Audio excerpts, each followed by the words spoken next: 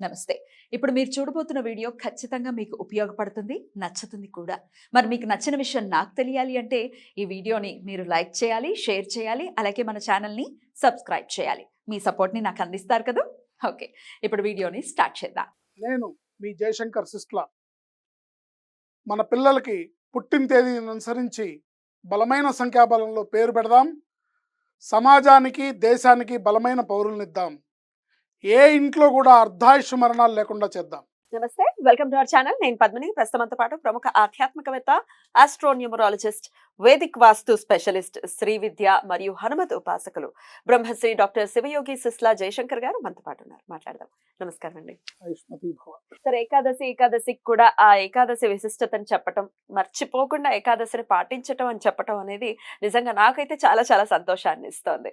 పుష్యమాస శుక్లపక్ష ఏకాదశి వస్తోంది. పుత్రదా ఏకాదశి గా పిలువబడేటటువంటి ఏకాదశి ఇది. పుత్రదా ఏకాదశి ఈ మధ్య కాలంలో ఒకసారి విన్నట్టున్నాము, మళ్ళీ రాబోతోంది. సో ఈ ఏకాదశి వైశిష్ట్యం ఏంటి? రోహిణి నక్షత్ర యుక్తంగా రాబోతోంది కాబట్టి ఆదివారం ఏకాదశి.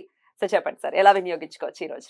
సర్వేషాం పుత్రదా ఏకాదశి ఆదివారం నాడు వస్తుంది, రోహిణి నక్షత్ర ప్రయుక్త ఏకాదశి.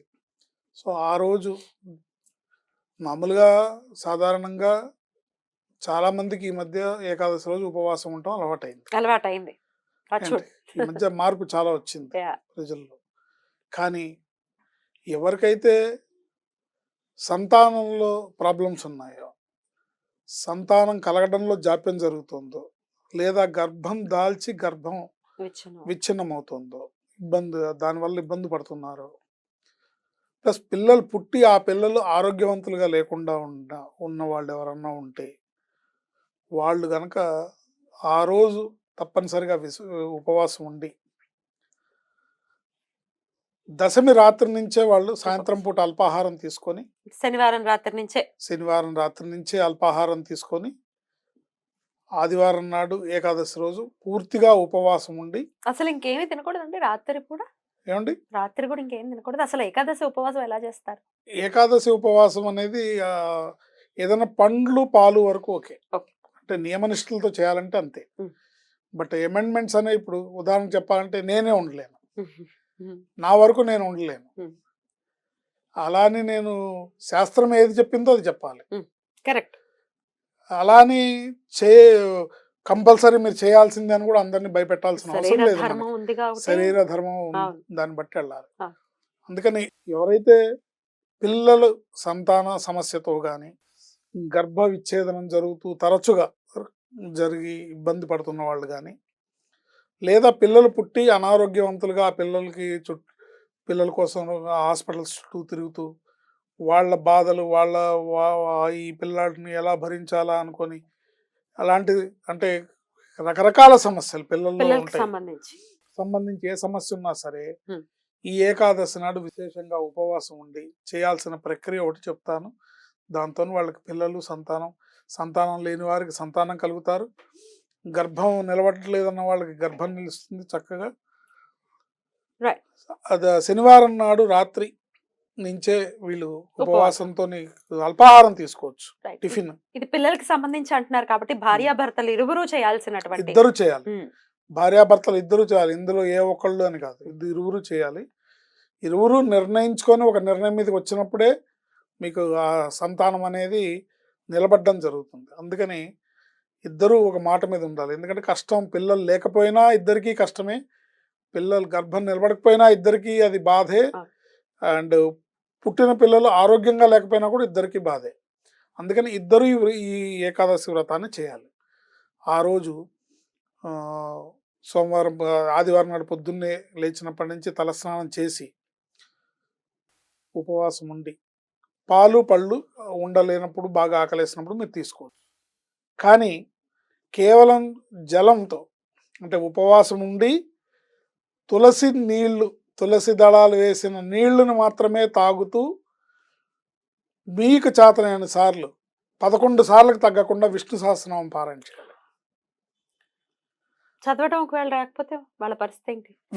వినాలంతే. 11 టైమ్స్ వినాల్సింది. ఇవాళ సోషల్ మీడియా, యూట్యూబ్ అన్ని తీసుకొచ్చింది కదా పైగా ముంగిట్లోకి. అద్భుతంగా ఆదివారం వస్తుంది, సెలవు కాబట్టి. ఆదివారం అద్భుతంగా ఉంది కాబట్టి ఇద్దరు విశేషంగా చేయొచ్చు.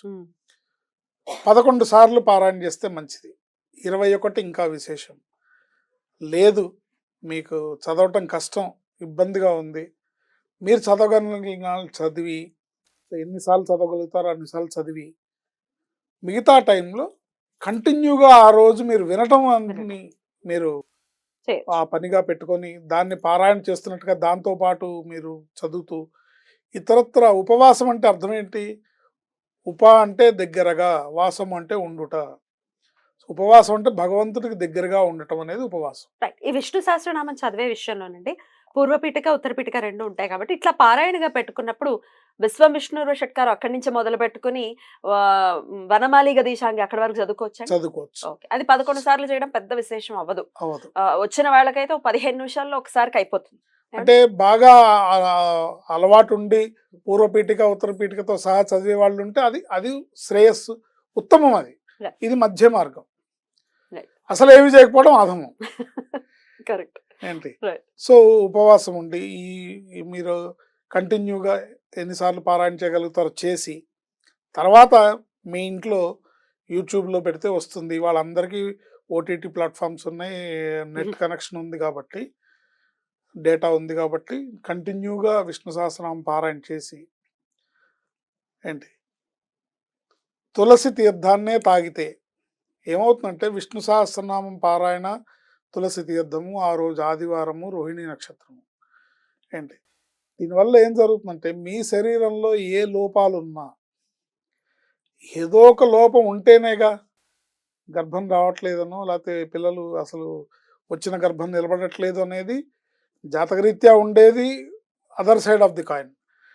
బట్ ఫిజికల్గా శరీరంలో లోపం ఉంటేనేగా ఇది జరుగుతుంది. ఏదో హార్మోనల్ ఇంబ్యాలెన్స్ ఇతరత్ర ఏదన్నా కానివ్వండి, మీరు ఈ ప్రక్రియ చేయడం ద్వారా అద్భుతంగా శరీరంలో ఆటోమేటిక్గా ఆపరేషన్ జరుగుతుంది.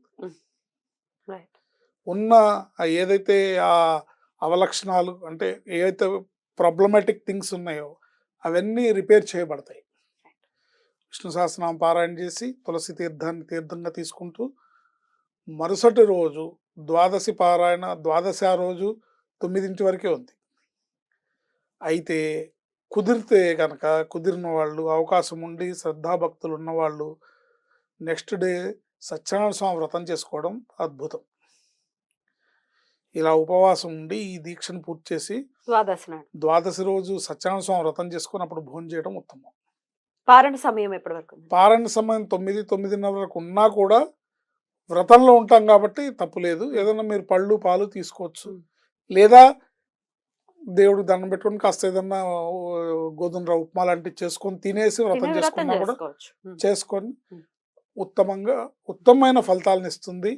మీ కోరికలను నెరవేరుస్తుంది, మీ కుటుంబానికి వంశాభివృద్ధిని ఇస్తుంది, మీకు సంతానోత్పత్తిని కలిగించి పిల్లల్ని కలిగించి మీ వంశాభివృద్ధిని గావిస్తుంది.